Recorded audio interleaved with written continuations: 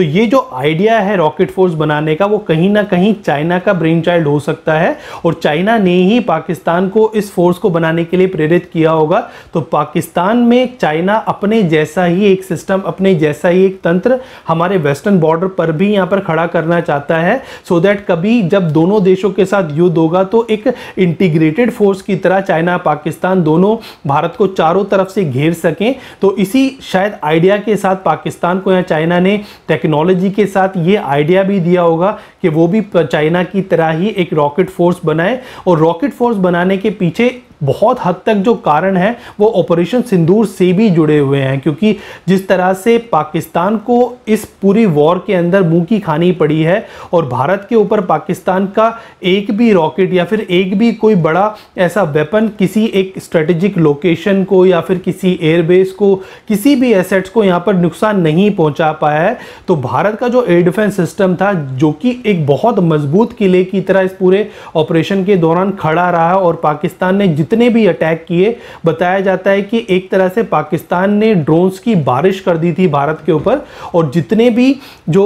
उनके aerial vectors थे उन सभी को भारत ने सक्सेसफुली इंटरसेप्ट किया है। और ये जो पूरा एक अभेद किले की तरह भारत आज के दिन में बना हुआ है, इसी को भेदने के लिए पाकिस्तान ने एक डेडिकेटेड रॉकेट फोर्स बनाने का यहां पर फैसला लिया है। तो पाकिस्तान चाहता है कि आने वाले दिनों में, क्योंकि इस पूरे ऑपरेशन के दौरान पाकिस्तान की जो मिसाइल्स थी वो अलग अलग यूनिट्स के पास थी और सभी एक साथ यहां पर जो एक सेंट्रलाइज सिस्टम की तरह हमला करना था वो यहां पर नहीं कर पाए। और भारत ने इन्हीं लूप होल्स का फायदा उठा के पाकिस्तान के जितने भी उनके बड़े स्ट्रेटेजिक लोकेशंस थी, उनके एयरबेसिस थे, उनको हिट किया था। हालांकि पाकिस्तान यहां पर अपने एयर डिफेंस सिस्टम को तो आज के दिन में उतना मजबूत नहीं बना सकता जितना कि भारत का है, क्योंकि पाकिस्तान के पास ना तो टेक्नोलॉजी है ना ही फंड्स हैं। चाइना ने जो उनको एयर डिफेंस सिस्टम्स दिए थे उनको भारत ने बहुत ईजिली न्यूट्रलाइज कर दिया। तुर्की के पास जो एयर डिफेंस सिस्टम है वो उतने ज़्यादा सुदृढ़ नहीं है जो कि भारत की ब्रह्मोस को या फिर भारत की किसी भी मिसाइल को रोक पाए। तो पाकिस्तान के पास ना टेक्नोलॉजी है, ना पैसा है, ना इंडिजिनियस लेवल पर